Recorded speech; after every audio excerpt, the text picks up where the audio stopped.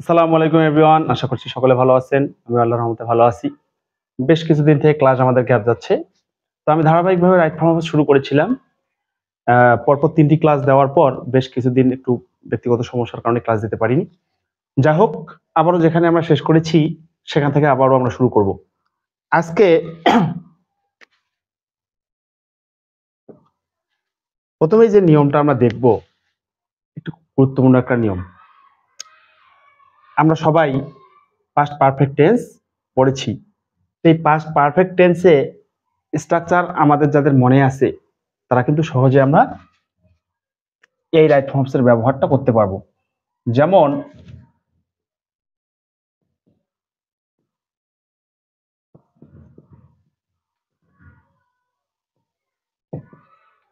Before বা after যদি আমাদের থাকে সেন্টেন্সের মাঝখানে কনজাংশন রূপে, তখন আমরা কেমন করব? তখন সেন্টেন্সগুলো আমরা একটু খেয়াল করব যে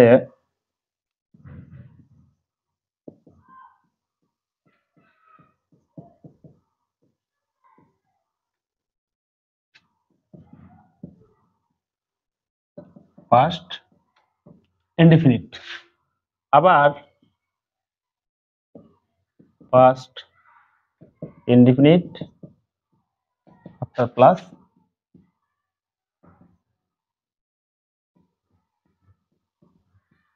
পাস্ট পারফেক্ট। এই কম্বিনেশনটা যদি আমাদের জানা থাকে তাহলে কিন্তু এই টেন্সে আমাদের ভুল হওয়ার জায়গা কম। যেমন I had reached the station before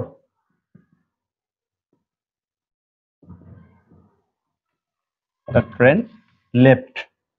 I had reached the station before the train left. ট্রেনটি ছেড়ে যাওয়ার পূর্বেই আমি স্টেশনে পৌঁছলাম। তাহলে ট্রেনটি ছেড়ে যাওয়ার পূর্বেই আমি স্টেশনে পৌঁছালাম। এই যে হ্যাড রিচড আর লেফট, কি আছে আমাদের কনজাংশন বিফোর। তাহলে আমরা শিখলাম যে বিফোর যেখানে থাকবে তার পূর্বে আমাদের পাস্ট পারফেক্ট হবে ভার্বটা। তাহলে ভার্ব আছে আমরা হ্যাড রিচড করে দিব, আর বিফোরের পরে যে ক্লোজটা থাকবে সেখানে আমরা পাস্ট ইনডিফিনিট টেন্স করে দেব, অর্থাৎ ভার্বের পাস্ট ফর্ম ইউজ করব।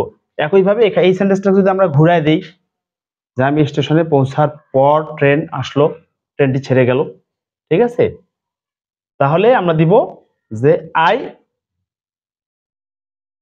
Reached the station after the train had left. ট্রেনটি ছেড়ে যাওয়ার পর আমি স্টেশনে পৌঁছালাম। এটা ট্রেনটি ছেড়ে যাওয়ার পূর্বে আমি স্টেশনে পৌঁছালাম, ট্রেনটি ছেড়ে যাওয়ার পরে আমি স্টেশনে পৌঁছালাম। তাহলে এখানে হবে I reached the station after the train had left. বোঝা গেছে? আশা করি বোঝাইতে পারছি। এইবার আমরা কতগুলো শব্দ দেখব, যেমন এই যে এগো, once, once upon a time, yesterday, last night, last last night, last week, last day, এইরকম yesterday, the previous day, formerly, once upon a time. হ্যাঁ, এই যে শব্দগুলো আছে এগুলো আমাদের অতীত নির্দেশক শব্দ। এই শব্দগুলো থাকলে আমরা অবশ্যই বুঝবো কি সেন্টেন্সটা পাস্ট টেন্সে আছে।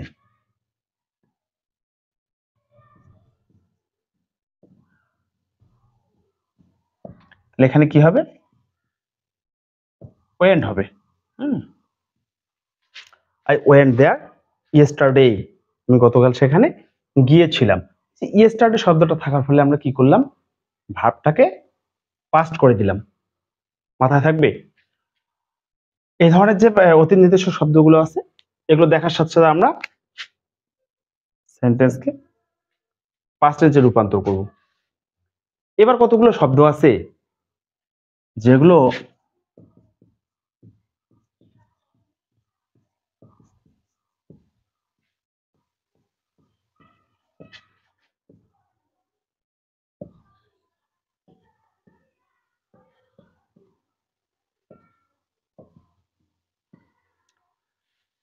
Like, feel like, can't help, would you mind, get used to, got used to, be used to, এই ধরনের যে শব্দগুলো আছে, ওয়ার্থ, হ্যাঁ, এগুলোর পরে আমরা ভার্বের আইএনজি ফর্ম ইউজ করব।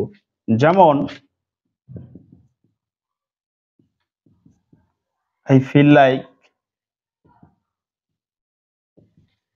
সুইমিং, আমার সাঁতার কাটতে ইচ্ছে করছে, I feel like swimming. I like enjoying cricket, I like enjoying cricket. The book is worth reading, I cannot help doing the work, would you mind having a cup of টি।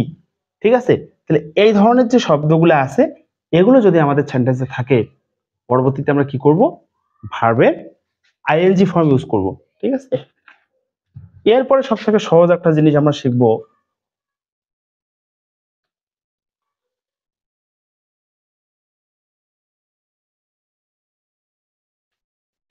সেটা হচ্ছে আমাদের verb যদি singular হয়,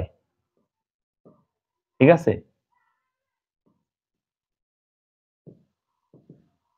verb singular, sorry,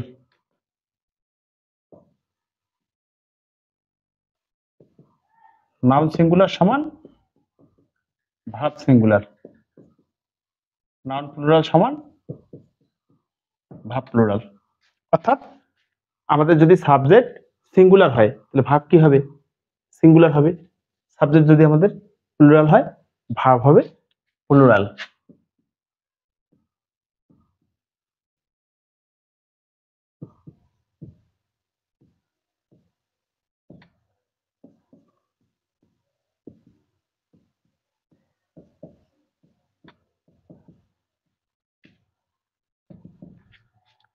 এই যে আমরা খেয়াল করবো রহিম গোস, রহিম অ্যান্ড করিম গো, কেন, ওখানে রহিম একাই, এজন্য এটা আমাদের সিঙ্গুলার সাবজেক্ট।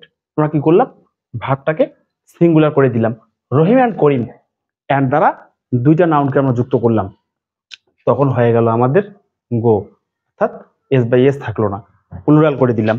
এই সহজ জিনিসটা আমরা সহজে মাথায় রাখবো, subject singular, verb singular, subject plural, verb plural, এটা আমাদের খুবই কমন একটা জিনিস রাইট ফর্ম ভাবছে।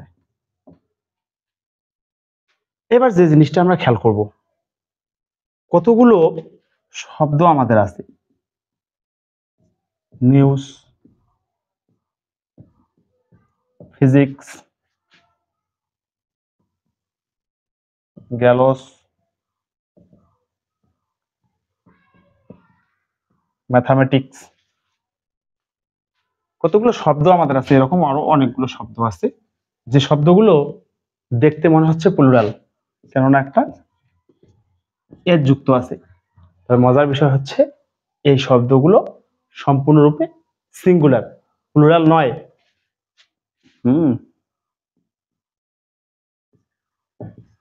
ফিজিক্স বি মাই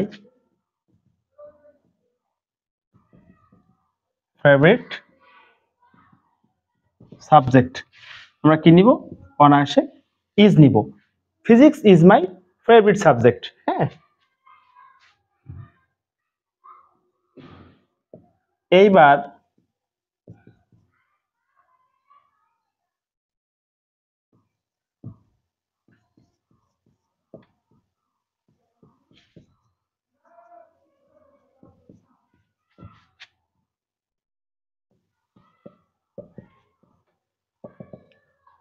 এই ধরনের কতগুলো শব্দ আছে, ক্যাটল, পুলিশ, পিজেন্ট্রি, ম্যানকাইন্ড, শব্দগুলোতে কোনো এস বাই এর যোগ নাই, তবে সেগুলো প্লুরালের কাজ করে। ক্যাটল নিয়ে কিছুটা ঝামেলা আছে, যাই হোক, তো এগুলো কিন্তু আমাদের কালেকটিভ নাউন, কালেকটিভ নাউনগুলো সিঙ্গুলার এবং প্লুরাল উভয় হয়, সাধারণত সিঙ্গুলার হয়, কিছু কিছু ক্ষেত্রে সেগুলো প্লুরাল হয়। তাহলে যদি বলি যে গরুগুলি মাঠে চড়িতেছে, তখন কি হবে,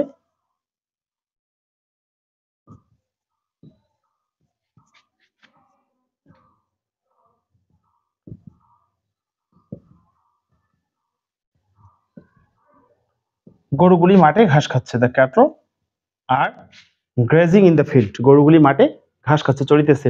তাহলে এই ধরনের কতগুলো শব্দ আছে যেগুলোতে কোনো এস বা এ যুক্ত নাই, তবে সেগুলো প্লুরাল অর্থ বহন করে।